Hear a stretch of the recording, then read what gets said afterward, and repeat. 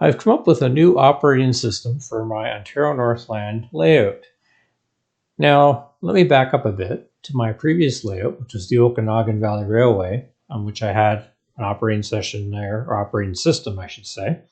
And on that system, it was based on, originally I used JMRI, and I used that to generate the switch list and everything, but I couldn't quite get the system to work the way I wanted to, so I utilized the JMRI to come up with the templates, the original switch list and such. And then I made it into more of a manual system where I would just manually move stuff around, all the car numbers and car cards and such. And the problem with that is that it was a static system. So the cars were constantly moving back and forth between the industries. There was no randomness to it, which I didn't like that much, but it worked for that layout. So moving now up back to the Ontario Northland layout, JMRI was definitely out. It was something that works for big layouts, and people like using JMRI because it is a system, and if you can get it working properly, it's basically automated. So I went to YouTube and I found on there a YouTube channel, MF Railroad, and the fellow that runs that channel for basically featuring his train layout has come up with a system called OpsBuddy, which in turn is based on a free switch list thing generated by a fellow by the name of Bill O'Neill. I'll leave links to all that in the description. So moving forward, I took a look at and watched the videos by MF Railroad on the OpsBuddy, and I liked what I saw, but there were certain things about it I didn't like, and which works for him, but I didn't really want to do all this cutting and pasting or moving car numbers around and constantly printing switch lists. I wanted to get away from printing and printing and printing. One thing, it costs a bit with toner these days, so I wanted to come up with something where it was a little more automated and maybe I could come up with a different idea. And I managed to figure something out. So let me get started. Okay, so now we're looking at my version of the OpsBuddy, and this tab is very similar to that of the MF Railroad. I have tailored it to my own, and you can see you can see the industries I have on my layout, which are real industries that exist or did exist on the Ontario Northland in the mid-70s. Wabi Iron Works, National Grocers, and etc. Abitibi-Goldwater. The one difference that you may see when you go back and watch MF Railroad's video, which I do recommend you do. I mean, everybody has a different idea what they want to do for an ops session, and his ideas are quite good as well. So in this case, I've got a 100% chance that some industries will receive a car. I don't think he did that on any of his because most of his industries are smaller. And I have some industries that are busier and will always receive a car, and others will not, such as Sargent Propane. 1 to 2, they do not receive a car. 3 to 6, they will receive a car. So you go through and you build out as per all the industries. And then you come up to the next tab, which this is my own tab I created. And I use formulas where the number of the cars will show up on here. I'll get into that a little bit more later, and I'll also share my formulas, or a couple of them anyway, of how you can calculate this for your own if you want to use this method. So the first part is showing destination by industry and by location. So Kidmine is in Timmins, CN Interchange in Cochrane, and so on and so forth. And if you go down here, you'll see the trains. There's 105 North to which services Rouyn-Noranda, Englehart, and Liskeard, and I've got train 223 servicing Cochrane and Timmins. And 106 is the southbound, 224 is southbound. So odd number north, even number south, and that's the way Ontario Northland ran in the 70s, and that's the way they still run today. So what happens is I try and build cars to 10 cars or maybe 11, but if they're less than 10 cars, I'll go back and potentially add cars. And let me go back to the roll table, and you'll see it down the bottom here. So anyway, you just roll again. This is a 1 to 10 chance, and add the cars until you have enough. Now, a couple more tabs I created are these blank forms. And this is how I'm going to get around printing off switch lists every session. So I've already pre-printed these off, and I'll get to that in a minute. And I put them into a plastic sheet, and I use a grease pencil to manually mark in. Now, this is for the Ontario Northland yard crew in North Bay Yard. So then they basically mark in what you saw in the train builder form, and they mark it out here. So you've got the 2 trains, you got the extra cars, blah, blah, blah. And then these trains, there'd be 2 different sheets, one for each train crew. Now, the difference between this and this one is that these additional cars will just be automatically marked into here for the train crew. So they don't have to worry about that. They can just do a quick count and then away they go. So you're wondering, there are no rail car numbers here, which is where I differ from MF Railroad and from Bill Neal's ideas as well with his original switch list. Well, I decided to just be a little more free-flowing on that, and I'll show you how that gets figured out in a minute. Okay, so I just briefly want to show where I get the dice from. So I just type in Google Dice in Google, and so as you can see, there's many different types here. So in what is being shown here is your standard 6-sided die. So you just push the roll button, and it randomly comes up with numbers as if you're rolling dice. If you want to get rid of the 6-sided, just click that. So here's the 8-sided, which I think I showed that I have some of those. So you just, once again, it's the same idea. And then there's a 10-sided. So you can do whatever you want. You can just stick with 6-sided. There's 4-sided, 12, 20, whatever works for you. So in brief, I'll show you. This is I just call it a trial session. So I just save it as a different file. And I recommend you do that as well. Don't wreck your original template because you have constantly to go back and zero out all the things that you did. So this way you could just keep running off the original template, saving it as a different file and playing around with it. So anyway, you can see that I've gone ahead and set up an ops session. So for instance, Wabi Ironworks, I've got a 40-foot boxcar, I've got a reefer going to National Grocers, and in some cases, there's multiple cars. So you'll see, where is it down here?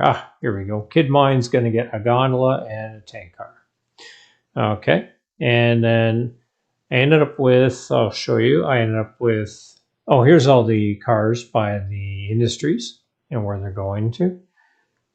And then, as you can see, I ended up with 8 cars on train 105 and 9 cars on train 223. So I decided I wanted to do a full 10 cars in both trains. So I went back to the roll table and I got a couple 40-foot boxcars and a reefer based on rolling 1 in 10. And so that shows up here. You can see 2 40-footers and a reefer. So I've decided I'm going to add the 2 40-footers onto train 105 and the reefer onto train 223. So now the next step is to use the blank forms, which I printed off and put behind the protective sheets, and fill them out with a grease pencil, as shown in the picture here. So basically, I just take what was showing on that spreadsheet and I just manually mark it in. So this is the sheet was showing the industries, the cars by industry. So the yard crew on Ontario Northland, North Bay can select the cars and block them accordingly per industry and per location. And then on the flip side, because I just basically put it on the other side of the sheet, the yard crew can work here, and they've got the 2 trains, 105 and 223, as well as the additional cars.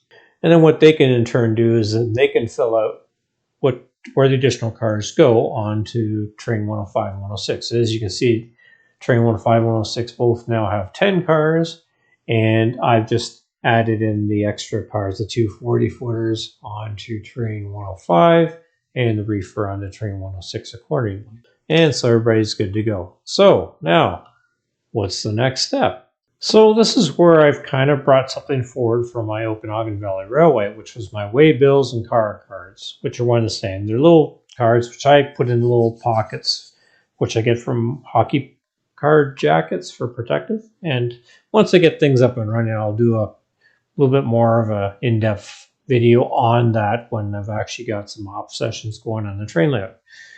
So I've got both 2- and 3-part waybills depending on where they're going. So in the case of most cars going into staging, it's just a 2-part. So you can see this is a train.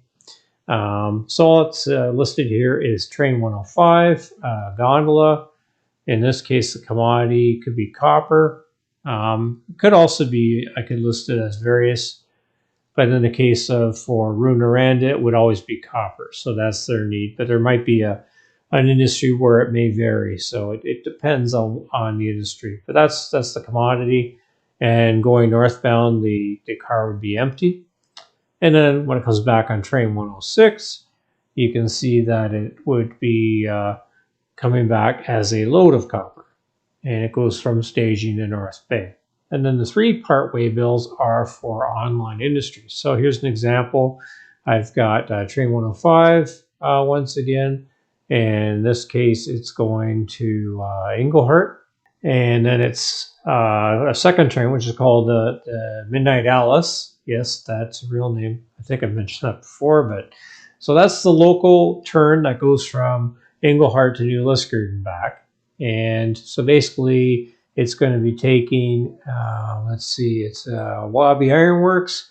And for this, I made it ambiguous. It could be a gone, could be a flat, could be a 40-foot, depending on what is needed. So it's a pretty straight, easygoing waybill, not as rigid as my one's old layout. So then here's the move back. The next day would move on the Midnight Alice back as a load from Wabi Iron Works to Englehart. And then on the final leg, basically it would be picked up by train 106, returning back to North Bay. So that's a 3-part waybill. So in that case, I may have to have up to 3 cars in circulation, depending on what the industry is and how busy the industry is. So clear as mud? Good. Now on to the next step. So here's the car cards I alluded to earlier, and I'm still working on them. I've been buying new rolling stock, selling off other rolling stock. So I basically try to recycle my old sheets from before because they're preset to print the same size as the waybills to fit into those hockey card pockets I mentioned before. So here's an example. So on this sheet 1, I've got a bunch of cars. So I've got, looks like an Ontario Northland. It's a bulkhead flat car. Can haul logs and lumber.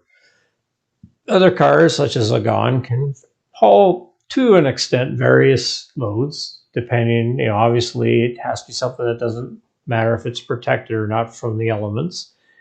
Here's a Thraldor boxcar. They basically exclusively haul lumber. I've got a chemical covered hopper, and surprise, it hauls chemicals. I've got also a chemical tank car as well. So basically, that's the way it looks. And then the thing I like is it gives the both the crew in Ontario Northland Yard and the train crews a very visual what their car looks like. They can look up the car number and that kind of thing. So what would happen is, going back to the original thing that I walked through, is once those cars are assigned, say a Gon or a 40-foot boxcar, the Ontario Northland Yard crew will then search for that car in the yard, and that will fit the bill and put on the train. If they don't have that car, then I have interchange with CN and CP, and one of those 2 yards would more than likely have a car, and I would kind of ensure that there is ample supply. Worst comes to worst, maybe I'll have an extra drawer of cars that I can abracadabra add on if I need to. So that's really about it. I hope this was of something that you may be able to utilize. Like I said, the MF Railroad guy's idea is also good. It's just, with me, I just didn't want to do all this pasting and stuff of car numbers around. I did it on my old layout to a certain extent, and I just wanted something what I feel is simpler, but, to each their own. So once again, I'll put all the links into the description, plus the formulas of how I calculated to move forward on showing where the cars are allocated and all that. Thank you for watching my channel. If you enjoyed this video, please click the like button. And if you want to see more of my content about model trains and the development of my HO scale Ontario Northland, please subscribe now.